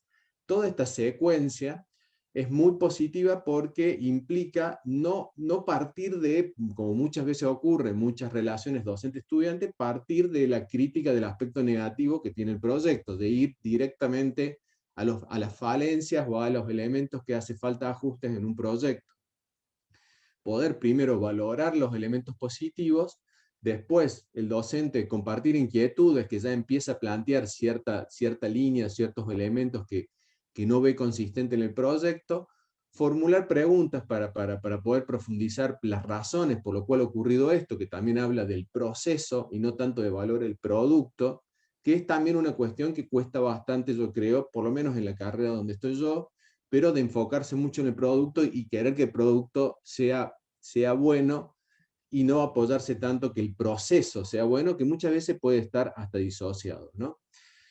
Y bueno, por supuesto, el tema de la guía, el docente como un copensador, un co-constructor al lado del estudiante y poder ofrecer sugerencias para poder hacer mejoras en el proyecto. Todo esto nos lleva, yo creo, a la necesidad de contar con instrumentos de evaluación, que no forman parte de esta ponencia, la construcción, pero empezar a tener herramientas el docente en el taller, para poder ir volcando la multiplicidad de elementos que van apareciendo en esos diálogos y pudiendo hacer un registro de esto, ¿no? Y acá hay como un cuadro comparativo entre las ventajas que podremos tener, las situaciones que podremos tener de estas evaluaciones formativas con y sin instrumentos, ¿sí? Con instrumentos se mantiene en líneas generales una secuencia, te ayuda a secuenciar el proceso hasta que lo internalizas, lo que hablábamos recién. Plantea una serie de pasos que ayudan a considerar el proceso, tratar de no apuntar a producto tanto sino a proceso. Se registra lo dialogado, se puede ver un recorrido semana a semana si se juntan estos instrumentos que pueden ser semanales, dependerá del diseño, y se genera un compromiso con lo acordado y no se desvirtúa el sentido de lo charlado o de lo hablado, que muchas veces es un problema que ocurre en el taller. Esta reinterpretación de lo que el docente sugirió en un momento y después el conflicto frente a esa reinterpretación de que uno que se dice que haga más maquetas y después terminan interpretando que tienen que cambiar toda la propuesta o gran parte de ella, ¿no? Entonces, los instrumentos sirven para sentar y si son públicos, en realidad compartidos más en la virtualidad, uno puede ir chequeando esta cuestión que se vuelve muy inconsistente en los talleres, que es esta devolución, que en realidad es el corazón, para mí es el corazón del taller, esta cuestión de la corrección, más allá de la interacción entre compañeros y compañeras, que es fundamental, pero esta relación que sigue siendo como muy informal en cuanto a su registro, ¿sí? Y como conclusión, bueno, es un poco esto, ¿no? Ha crecido mucho el tema de la evaluación, ha crecido mucho los instrumentos de evaluación, pero de evaluación sumativa, por ejemplo, las rúbricas y otras herramientas que han aparecido de que de manera muy personal o de manera más institucionalizada van apareciendo la evaluación sumativa, pero no aparecen instrumentos que nos permitan articular, no para complicar, sino para poder hacer más dinámico, más rico y más claro el intercambio entre el estudiante y el profe de taller, ¿sí? Bueno, muchas gracias. Hasta ahí va la exposición. Muchas gracias, Fernando, por tu exposición, por tu trabajo. Vamos a pasar a la última comunicación, que está a cargo de Esteban Sarzosa Bracero, que tiene el título de El Customer Experience en la Educación Superior. Cuando quieras, Esteban, el espacio es tuyo. Listo, bueno, muchas gracias. Realmente a la Universidad de Palermo, esta ya es la segunda ocasión que participo acá. Me presento de forma rápida, mi nombre es Esteban, yo soy docente del Instituto Superior Universitario de Artes Visuales, IABQ, también estoy a cargo de la Dirección de Investigación y Nuevos Proyectos. Y pues bueno, para iniciar con todo esto, sin duda alguna el Customer Experience a nivel de educación superior, todas las instituciones de educación superior estamos siempre evaluadas por alguna entidad, sea de gobierno, sea privada, siempre tenemos algunos parámetros que debemos cumplir. Pero dentro de esos parámetros, ¿qué tanto nosotros estamos realmente pensando en qué es lo que siente el consumidor? En este caso, el estudiante. Para ello, en mi trabajo de investigación, se planteó algunas métricas. Dentro de estas métricas, métricas tan sencillas como evaluar el nivel de Customer Experience, ¿no es cierto? Como es el nivel de satisfacción del cliente, cuánto nos están aprobando, ¿no es cierto? Entregamos la parte educativa, entregamos el conocimiento, docentes de cuarto nivel, docentes con experiencia en el campo no tan solo educativo, sino también en el campo laboral, pero ¿qué tan bien lo está aceptando en este caso? Pues el nivel del estudiante, ¿no? Puesto por ello, dentro de los procesos, cuando nosotros empezamos a identificar justamente estas experiencias que tiene el alumno, también empezamos a ver los detractores. que son estos alumnos que no lo toman de forma adecuada todo lo que nosotros estamos entregando al ser una institución de educación superior. ¿Ok? Pasamos al siguiente proceso, que va a ser el ámbito del diagnóstico, donde vamos justamente a evaluar, ¿no es cierto?, cuántas de las cosas que nosotros entregamos como una institución de educación superior, el conocimiento, las aulas, el ambiente, justamente esta interacción, los campos de evaluación que aplicamos en cada una de las materias, ¿ya? Cuando nosotros estamos entregando también el sílabus o la guía del estudiante, ¿no es cierto? Todas esas cosas, a la final, realmente el estudiante lo acepta o no lo acepta. Y empezamos con un proceso de reconocimiento, donde cada alumno empieza a evaluar todo lo que está entregando la institución educativa. Luego pasamos a un proceso de consideración. En este caso, cuando ya lo extrapolamos, ¿no es cierto?, a los aspirantes, ¿no? Los aspirantes empiezan a evaluar si es que esa institución educativa es la que ellos quieren estudiar ahí, si es que esa educación educativa es la que les va a brindar todo el apoyo. Entonces vemos que hay de doble partida. Tenemos la experiencia del consumidor al lado interno y la experiencia del consumidor del lado externo. Seguido por esto, hay un proceso de decisión de compra. Adquiero tus servicios, continúo estudiando en tu institución educativa o no lo hago, ¿no? Entonces hay un proceso de decisión. Y aquí viene nuestra tarea, que es la retención. Como institución educativa, lo importante al momento de retener no solo consta en los talleres, eventos y demás, sino también en estar haciendo una constante evaluación de la parte interna y cómo es el funcionamiento de la institución educativa. Es por eso que el Customer Experience realmente se evalúa durante, después, ¿no es cierto? Y en todo el proceso que esto genera al momento de adquirir un servicio o un producto. Preguntas tan sencillas que puede estar en un ámbito de valoración de una encuesta, ¿no? Que qué tan satisfactoria es tu experiencia, es excelente, regular, es muy mala, ¿no? O qué áreas tú crees que realmente deberían mejorar en la institución educativa, ¿no? Entonces tenemos el ambiente, que es todo lo que rodea, no solo al aula de clases, sino que el estudiante también pasa un tiempo extra, que es justamente estando afuera del aula, compartiendo con alumnos. Obviamente esto lo estamos pensando ya en un post-pandemia, lo estamos pensando ya cuando retornemos a las aulas. ¿Ya? Evaluamos el ámbito tecnológico, que también está en nuestras plataformas. Realmente están siendo de provecho. Tenemos que servirnos de las plataformas digitales. Hoy en día me encantaría estar en Buenos Aires exponiendo esto en forma presencial y conociéndolos, ¿no es cierto? Y compartiendo con ustedes el después de, que a veces es súper interesante, pero eso no ha detenido.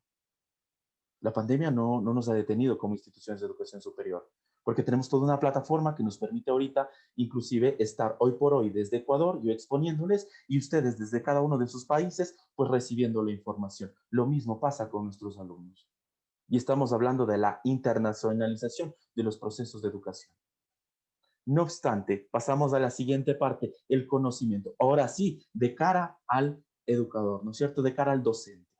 Dejamos ya ese sentido del profesor que solo dicta y dicta y dicta, y ahora sí empezamos a construir realmente un aula de clases con el alumno mediante la investigación.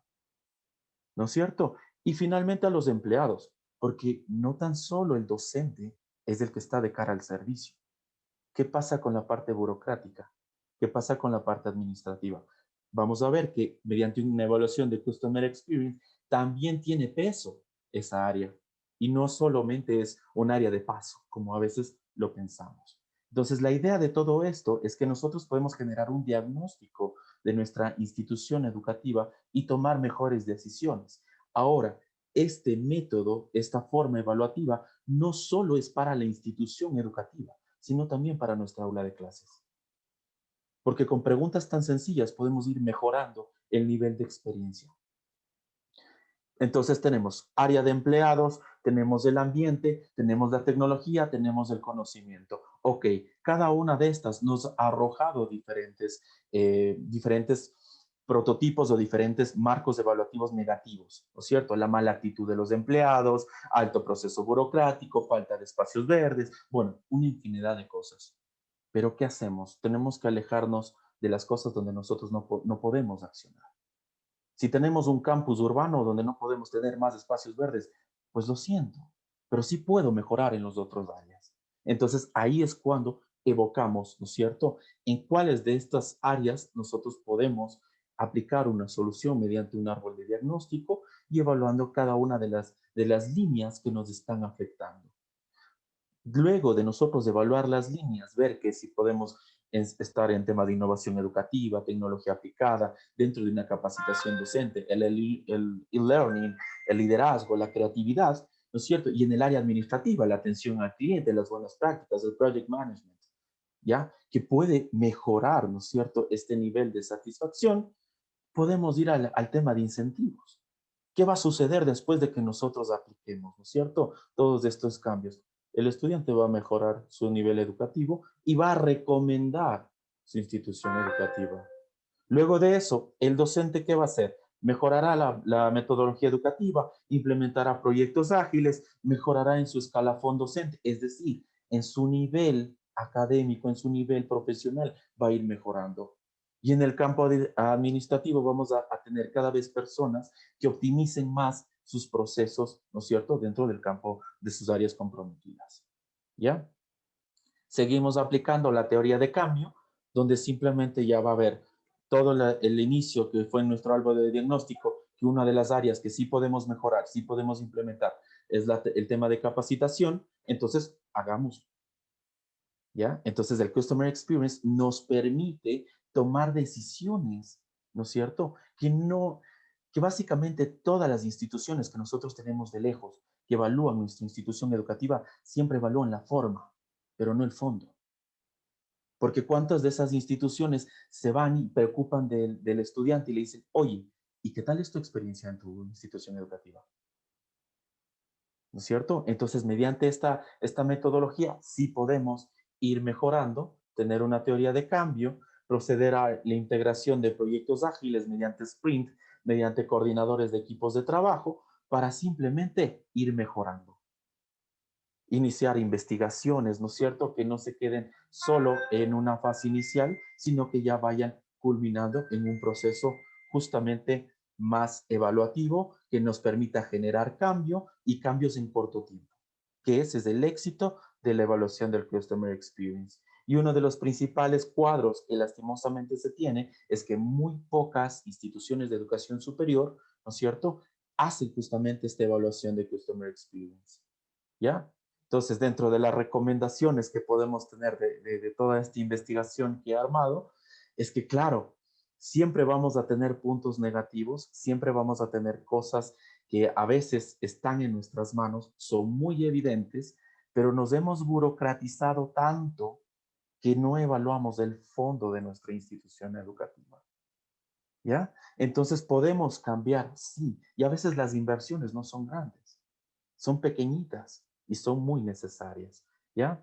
Entonces, bueno, dentro de todo esto, yo realmente estoy muy gustoso por temas de tiempo, creo que ya lo he culminado bien, entonces estoy muy gustoso de que podamos conversar ya una vez finalizadas las ponencias, si tienen alguna pregunta, si tienen alguna inclusive recomendación o algo, inclusive se puede entablar algún tipo de conversación para ir ahondando más y que este método sea aplicado en diferentes instituciones educativas en función de mejorar la calidad del servicio, que es uno de los servicios primordiales en un país, que es el tema de la educación.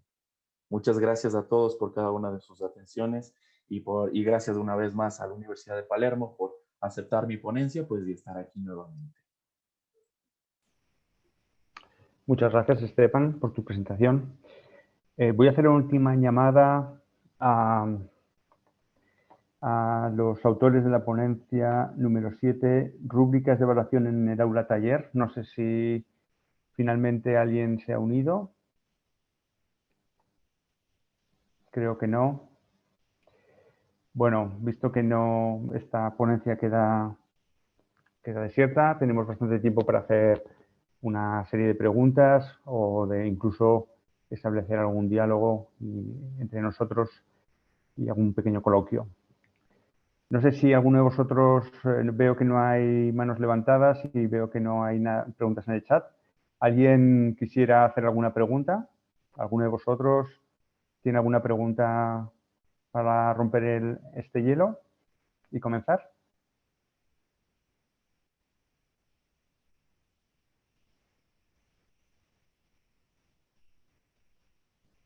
¿No tenéis preguntas? Pues yo voy a poner una pregunta un poco difícil. La voy a plantear para todos los ponentes. Y es la siguiente. Es algo que a mí me preocupa y de lo que soy bastante consciente. Y es que estamos hablando sobre evaluación y en algún momento debemos ser capaces de hacer autoevaluación. Me gustaría saber si vosotros en vuestra situación particular, en vuestros trabajos, estáis haciendo esa autoevaluación. Porque me parece muy interesante respecto a la evaluación de diagnóstico que comentábamos anteriormente con Fernando y me parece muy interesante saber en qué posición estamos y si estamos en esa situación de ser buenos evaluadores. Me gustaría saber vuestra opinión.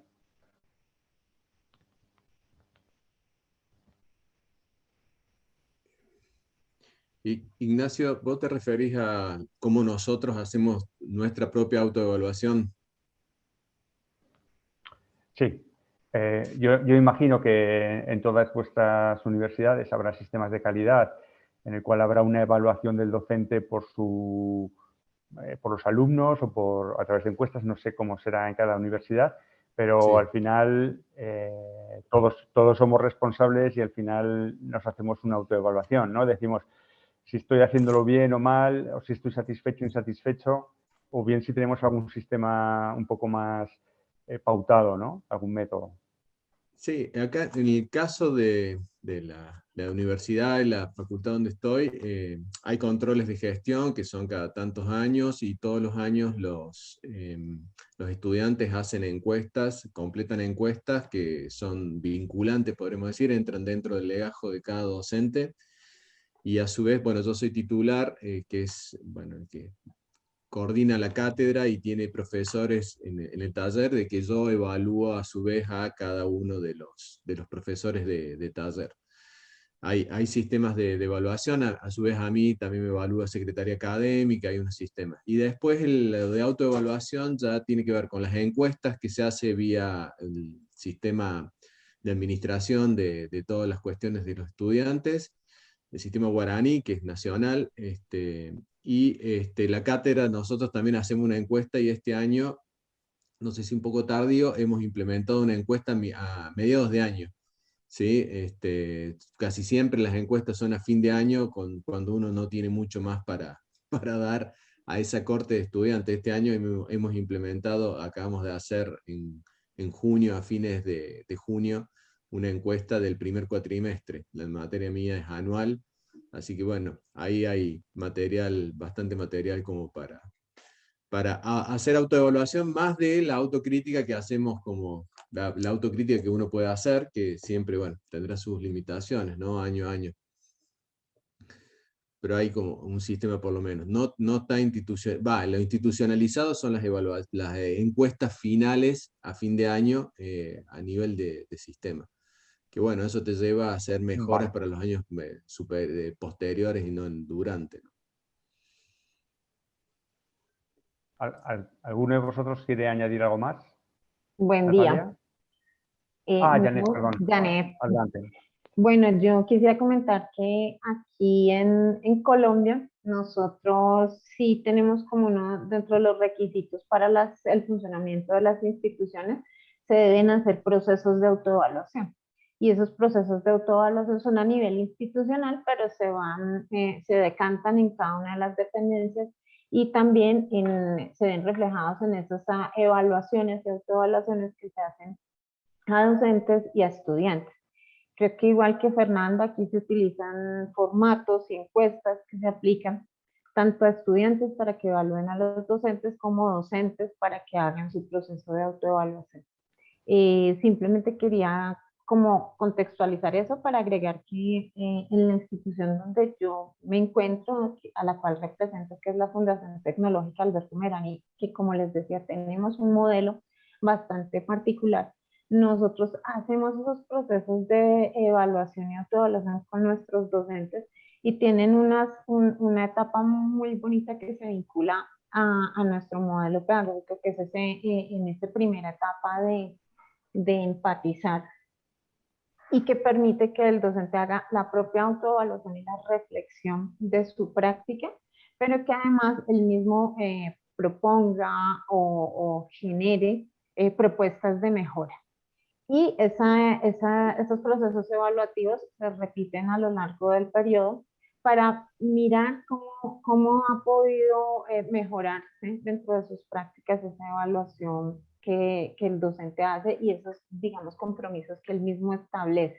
Entonces, nuestro sistema de evaluación nos permite como tener esa autonomía para que yo haga esa evaluación, yo mismo proponga mi plan de mejora y yo mismo pueda hacer ese seguimiento. Y en un diálogo con mi coordinador o con mi jefe inmediato, pueda yo mirar si estoy cumpliendo con eso o incluso mirar cuáles son las dificultades que se me presentan para si es el caso, recibir algún respaldo o algún soporte de tipo tecnológico o de tipo didáctico dentro de la institución. Ese se contempla específicamente aquí en mi institución. Muchas gracias, Janet. ¿Algún otro comentario? Bueno, perdón. Esteban. Sí, muy bien. Bueno, nosotros acá en Ecuador sí tenemos un tema de una organización, en este caso por parte del Estado, que evalúa justamente el tema del CES, del CASES y el CENESID, que evalúan la calidad educativa. Ahora, internamente tenemos un proceso que es muy bonito, que es el tema del colectivo de nivel, que es un conversatorio abierto con los representantes de cada curso, ¿no es cierto?, donde ellos exponen justamente cada uno de los problemas que pueden suscitarse. Problemas tan sencillos como es el tema de conectividad, el tema de si es que entró o no entró el docente a tiempo y demás. Pero posteriormente a eso también hay problemas de fondo que se lo pueden tratar directamente con las autoridades. Entonces, se limita bastante el proceso burocrático y es más bien un proceso directo, donde inclusive las autoridades tienen la acción de decir, ok, lo vamos a mejorar de forma inmediata o va a pasar por un proceso. ¿De acuerdo? Entonces, ese tipo de cosas, al momento de nosotros expandirlo y hablar con los estudiantes, más allá de que el docente lo hable justamente en el aula de clases, ayuda justamente a mejorar los procesos con un tema de una tasa corta de tiempo y que sean los mismos aplicados en un plan de mejoría cada semestre, ¿no? Porque esto se lo realiza justo en tema de un interciclo entre mitad de finalización del periodo académico para ir mejorando los procesos, aparte de todos los procesos que la institución tiene que someterse por el tema de organismos del país, ¿no? Como es el tema de investigación, de nuevos desarrollos, aplicación de nuevos productos, en este caso nuevas carreras, ¿no? Que justamente nosotros estamos en ese proceso con 5 proyectos, pero ya esos son un tema evaluativo, en este caso sería de carácter externo que se somete al país, ¿no? Pero a nivel interno se mantiene ese proceso y obviamente darles la posibilidad de carta abierta, ¿no? En este caso decir que conversen directamente con los directores de carrera, con los profesores, con las personas que crean necesarias justamente para que se pueda delimitar y se elimine por completo, ¿no es cierto?, esta organización vertical que a veces lo que hace o lo que genera es justamente que no llegue la información a la persona adecuada y no se gestione de una manera rápida, ¿no? Entonces, eso en cuanto a lo que hacemos en institución educativa, que es el IABQ. Muy de acuerdo contigo, Esteban. Muchas gracias. ¿Alguien quiere hacer algún otro comentario? ¿Ramiro? Bien, hago yo perdón, un comentario Renato. más. Sí. Renato, y luego muy le damos similar a lo paso a que Ramiro. Perdón. Es muy similar a lo que han expresado los otros colegas. En mi universidad tenemos un sistema de medición de la calidad donde los alumnos cada semestre hacen una evaluación acerca de cada una de las materias, evaluando, dando su punto de vista en realidad acerca de los contenidos y de cuál ha sido la actuación del docente. Esa es la información académica institucional y, por otro lado, yo instrumento mi propia evaluación, que puede tener distintos formatos de acuerdo a la materia, de acuerdo al año, de acuerdo a la situación. En consonancia con la evaluación continua, trato de que estas mediciones vayan siendo continuas también, ¿no? Cómo está el clima a principio de año, cómo está hacia mitad, cómo está hacia los finales, porque la posibilidad de ir evaluándonos de manera continua nos permite que podamos implementar la mejoría en ese mismo curso, ese mismo año, ese mismo mes, en el mismo momento. La pregunta que habías hecho concretamente, Ignacio, tenía que ver con la autoevaluación. Y concretamente yo la autoevaluación prefiero evitarla y prefiero que me evalúen los alumnos, ¿no? Porque normalmente o me voy a poner muy crítico en las cosas que habitualmente me pongo muy crítico, o me voy a poner muy flexible en lo que me pongo muy flexible. Es como bastante difícil la objetividad para autoevaluarse a uno mismo. Es completamente necesario para que uno sea crítico con sí mismo, pero creo que este lugar hay que dárselo al alumno, ¿no? Que es el usuario del servicio educativo. Muy bien, gracias. Ramiro, si quieres hacer tu comentario. Sí, bueno, yo quería comentar un poco de manera similar a mis colegas. Nosotros tenemos una evaluación del Ministerio de Educación y Cultura, que es el que rige nuestros procederes y en el que tenemos al que tenemos que presentar nuestros programas y currículas.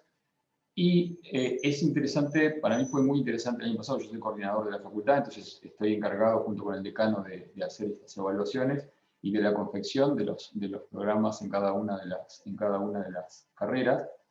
Entonces, lo que ha resultado interesante tanto en la evaluación con estudiantes como con alumnos, con profesores, fue esta adaptación a la virtualidad nos ha permitido hacer evaluaciones muy periódicamente. Entonces, y sobre temas, a veces hasta temas puntuales, y eso nos ha traído como una cercanía con el estudiantado muy interesante, inclusive también con los profesores, al punto de tomar decisiones, un poco lo que decía el compañero anterior, de hacer evaluaciones que no tienen por qué ser semestrales o anuales, que son las evaluaciones normales, y se hacen por lo general a fin de semestre. Muchas veces también tenemos en cuenta que las evaluaciones de los docentes hechas por los estudiantes, hay que ver bien cuándo es que se hace esa evaluación, porque puede tener un sesgo relacionado con haber perdido o aprobado la materia de ese docente. Entonces tratamos de que no coincidan en ese sentido. Pero volviendo al tema de la virtualidad, nos ha beneficiado mucho el hecho de hacer no solamente las evaluaciones múltiple opción, tanto para docentes como para estudiantes, que por lo general siempre se ofrece que sean anónimas, pero también hemos como intentado y conceptualmente impulsado esto de hacer sugerencias. O sea, nos interesó muchísimo este año que a través de esos instrumentos, que son de bastante agilidad, el hecho de recibir sugerencias que podían ser o no anónimas, pero que dábamos la libertad de que así fueran, porque nos interesaba saber, bueno, si había un problema, dónde poder atacar ese problema y de forma rápida, como decía uno de nuestros compañeros, no esperar al final del semestre o al final del curso para hacerlo. Entonces me parece que este año fue en ese sentido un cambio a nivel de la evaluación del desempeño tanto de los estudiantes como los docentes. Gracias. Gracias a ti, Ramiro. ¿Alguno más queréis hacer un comentario? Sí, yo quería Sí, comentar. me permite. Perdón. Primero Natalia y luego Julieta. Dale. ¿Vale? Sí. Perfecto. Gracias. Gracias. Bien, dentro de la universidad donde trabajo, la Universidad de la Cuenca del Plata tiene como dos grandes organizaciones dentro, que está la parte virtual y luego las carreras de presencial. Hay algunos elementos de la evaluación que son transversales a ambos tipos a ambas modalidades, diríamos, de carrera, y eso tiene que ver, por ejemplo, con las observaciones de clase que nos realiza el Departamento de Formación Docente, del cual también yo formo parte. Además, también hay informes que el docente va realizando a lo largo del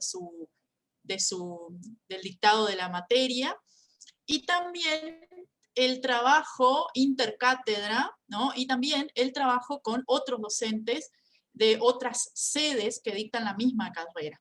Entonces, todo ese conjunto de elementos conforman esto que es también la autoevaluación, debido a que, por ejemplo, se logra evaluar, se ven obviamente los resultados, pero además se coteja con la observación de clase y con el acompañamiento de este departamento de formación docente, ¿no? Que lo que hace es mediar, no es controlar, ¿no? Sino es mediar ante algunos aspectos pedagógicos que tienen que ver con el dictado justamente de la materia, que era lo que hablábamos hoy, y cómo voy a evaluar de acuerdo a eso.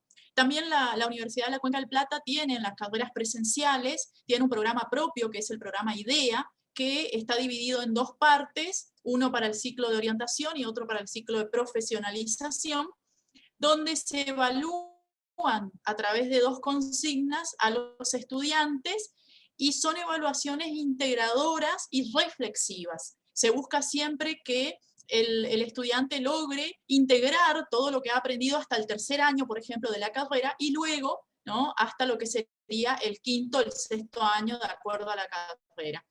Y de esa manera se trabaja después con los resultados de este programa IDEA para ver en qué debemos profundizar, qué debemos cambiar, qué debemos modificar también en torno a estos resultados. Y por último, la universidad lo que hace es establecernos 4 instancias de evaluación que nos permiten ir también por ahí midiendo o diagnosticando qué es lo que nos está faltando, ¿no? Por ejemplo, tiene un trabajo práctico a modo evaluativo, luego un parcial, luego otro trabajo práctico y luego una evaluación integradora. Entonces, ahí es como que se va haciendo el seguimiento en proceso, y no solamente lo vemos nosotros los docentes, sino también lo ven el departamento de pedagogos también, que trabaja con nosotros y que nos acompaña constantemente, y también los demás docentes. Es como que articulamos a las necesidades y al contexto también el trabajo mancomunado entre las cátedras, ¿no? Entonces, esa autoevaluación es como cuando uno pone sobre la mesa el informe de observación, los resultados, y además también su propia percepción sobre lo que ha logrado, ¿no? Así que de esa manera se trabaja en la Universidad de la Cuenca del Plata. Gracias. Muchas gracias. Julieta.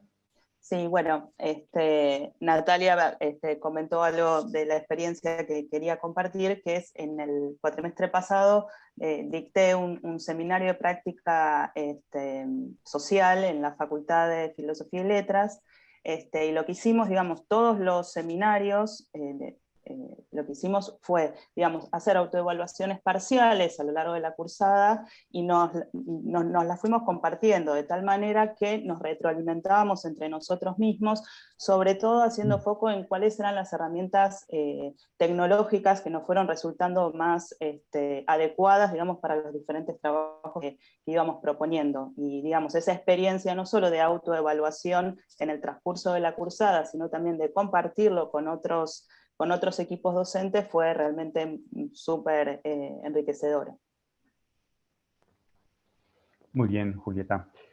Bueno, les explico el caso un poco de España, que es muy similar. Nosotros tenemos los títulos de grado que deben ser aprobados por el Ministerio y para eso hay una Agencia Nacional de Calidad, pero internamente en nuestra escuela nosotros tenemos un sistema de calidad instaurado en el cual nosotros hacemos nuestras propias autoevaluaciones, tenemos este sistema de calidad, tenemos una autoevaluación de la titulación con un plan de acción de innovación y mejora para el año siguiente. Entonces hacemos una revisión de las actuaciones que tenemos, tanto en docencia, investigación, los espacios, las dotaciones materiales, todo eso se evalúa, se ve si está correcto y entonces esos planes de acción van adelante.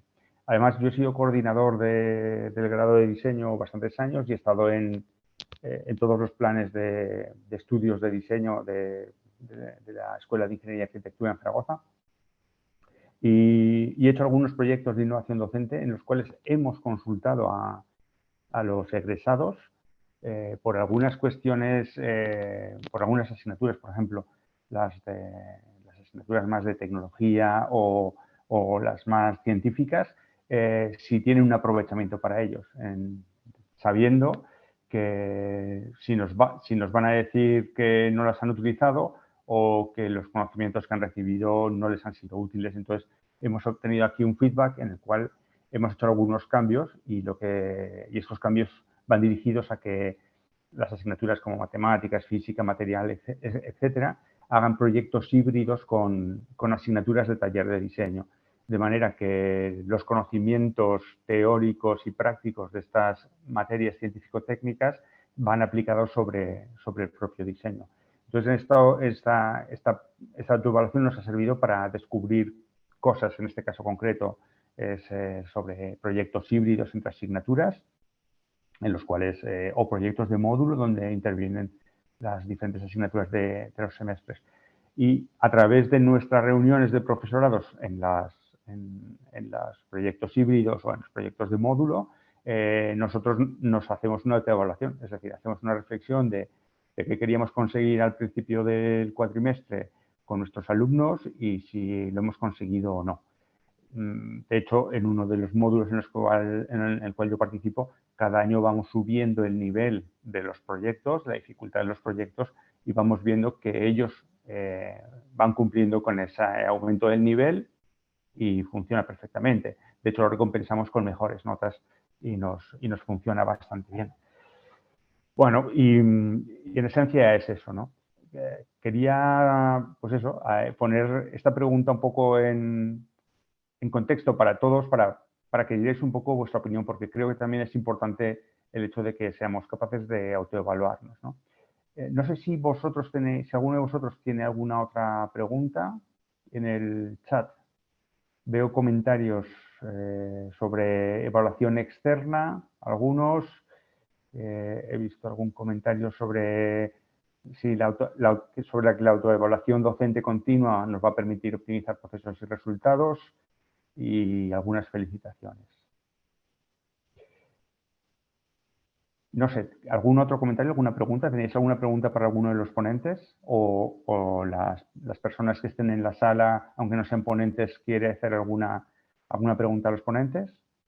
¿O entre nosotros? Quisiera agregar algo, y es que a raíz del tema de la pandemia, yo creo que muchos docentes que experimentamos el proceso de entrar a la virtualidad hicimos una reflexión y una autoevaluación sobre nuestras prácticas y sobre los procesos que se estaban llevando en el aula. Y eso es importante, que no siempre la autoevaluación sea llevada por una institución o la medición esté dada por la institución, sino que también nosotros estamos reflexionando constantemente para mejorar esas prácticas. Y pues era eso. Muy bien. Bueno, ¿alguno de vosotros tiene alguna pregunta, algún comentario, alguna puntualización? Pues lo que sí que os voy a pedir es que cada uno de nosotros pongamos nuestro correo electrónico de contacto para que podamos estar en contacto entre nosotros por si más adelante surge alguna duda, alguna cuestión o incluso el establecer algún contacto para hacer alguna cosa de manera conjunta. Y sin más, también lo que voy a aprovechar es para cerrar esta mesa, ¿vale? Y de evaluación. Decir que hemos sido 8 que hemos propuesto desde aspectos teóricos, muy teóricos, profundos de la evaluación, hasta casos concretos de una métrica como he puesto yo. Me hubiera gustado ver la ponencia de rúbricas, porque también trabajamos con rúbricas aquí y nos gusta ver los trabajos de otros compañeros para ver por dónde vamos. Ha habido casos, o alguno de vuestros casos está hablando de las dificultades que nos encontramos en el tema de la pandemia y con Renato me hubiera gustado hablar sobre herramientas de trabajo online como Trello o Miro o el Jamboard para compartir espacios y sobre todo ese aspecto que has dado tú de no todos tienen acceso o el mismo nivel de acceso a estos recursos. Aquí sí que es más fácil, pero por ejemplo yo os decía que en mi ponencia yo les hago que construyan con materiales reciclados, de andar por casa. Lo que tengan por casa tienen que construir con eso, porque eso hace que todos tengan el mismo nivel de salida, ¿no? Porque uno tenga dinero va a imprimir en 3D y otro no puede conseguirlo, ¿no?